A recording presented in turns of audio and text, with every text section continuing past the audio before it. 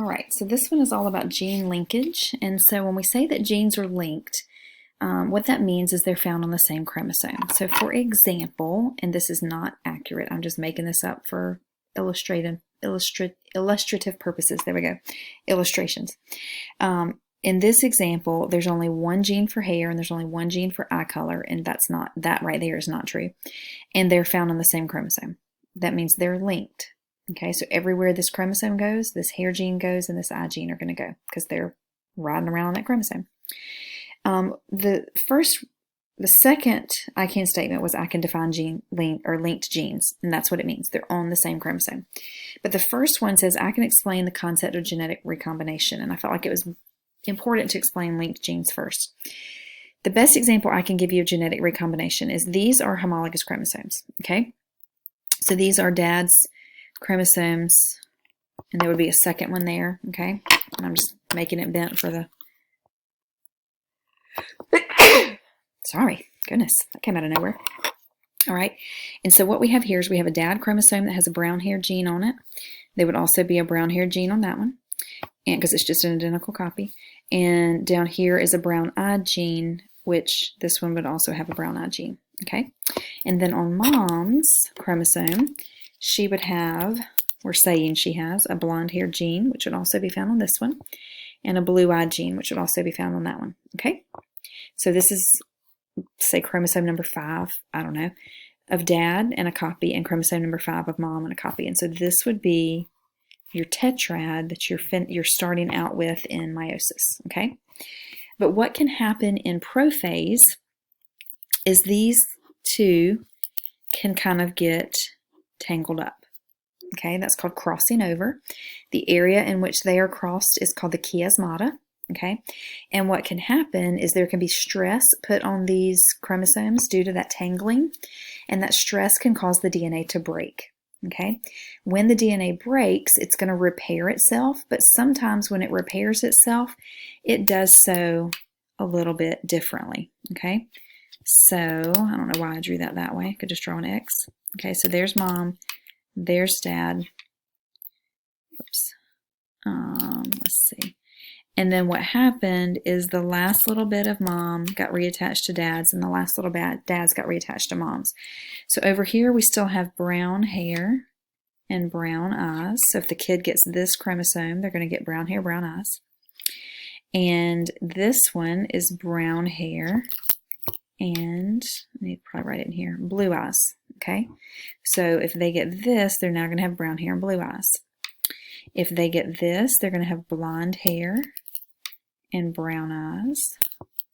Or if they get this one, they're going to have blonde hair and blue eyes. Okay, so as these separate out into the 4 cells,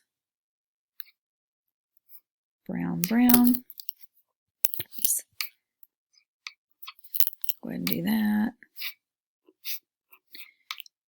Blonde, blue, blonde, blue, brown, brown. And so this is why, depending on if this is dad, depending on which sperm gets to the egg, will depend on what the kid's going to look like, plus whatever is in the egg. So dad could give a brown and brown, dad could give a blonde and blue. That would be like his parents, like the grandparents. So those are called the parental forms because they're like the parents. Or he could give a genetic recombination of those. So a brown with a blue or a blonde with a brown. And so those would be your recombinants. And that's what genetic recombination is. It's where we have different genes that have been mixed up because of crossing over. All right, so I can explain the concept of genetic recombination. I can define a linked gene. A linked gene is just genes that travel on the same chromosomes. I can describe how crossing over frequency is used to determine if genes are linked. Basically, what happens is, let's say that we have our brown hair gene here. I've just turned my chromosome sideways, and my brown eye gene here. And the chance of, and let's say there's another gene here for tongue rolling. Let's say that dad can roll his tongue, okay? The chances of the brown hair and the brown eye gene getting separated by crossing over, like they did down here, are pretty great because there's a big distance between those two. So that means it could cross over here, here, here, here. I mean, literally anywhere along this line. So there are probably hundreds of different places it could break that would separate these, versus the brown hair and the tongue rolling gene.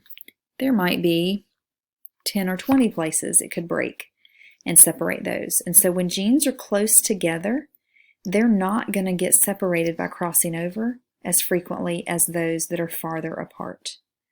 Okay? And so when we look at crossing over frequency, let's say that we looked and we counted up how often do we get these genetic recombinations versus the parental. Okay, so here it was 50-50. So 50-50 tells us that it's far apart on the same chromosome, or it could also mean that it's on a different chromosome. This one might, when we do this, we might see that it only gets broken up 9% of the time. And so what that tells us is that these two, because their recombination frequency, the chance of brown hair getting mixed up with, say, a non-tongue rolling gene, only happens 9% of the time. The other 91% of the time, these two genes are together. That tells us they're really close together. When they're separated a lot, and this is a gross oversimplification, I say 50-50. In reality, you would do this with hundreds of plants or animals or whatever and count it up. So you would have like hundreds or thousands of numbers and not just 4. But anyway, so you count how many times, like maybe this recombined 39% of the time. And so instead of 50, because like I said, you would look at a lot more numbers than that.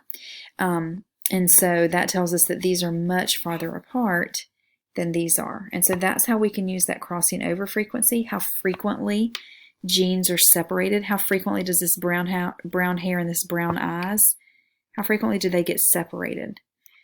That is what tells us how far apart they are. If it happens very rarely, they're close together. If it happens more frequently, they're further apart. And if it happens 50% or more, then they are probably not linked. They are probably on 2 completely different chromosomes, and that's why they are separating, because they're not linked.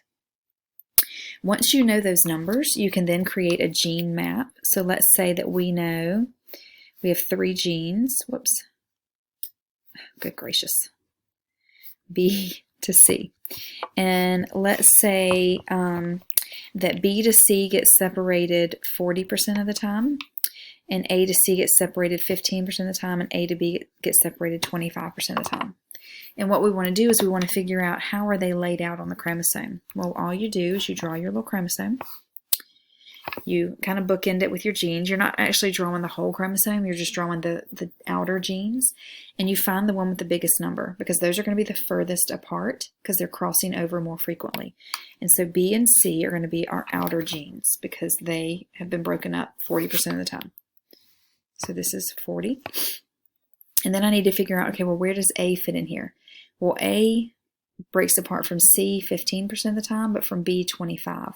So that tells me, because this number is lower, that A is going to be closer to C than it is to B. Now, I didn't draw that to scale.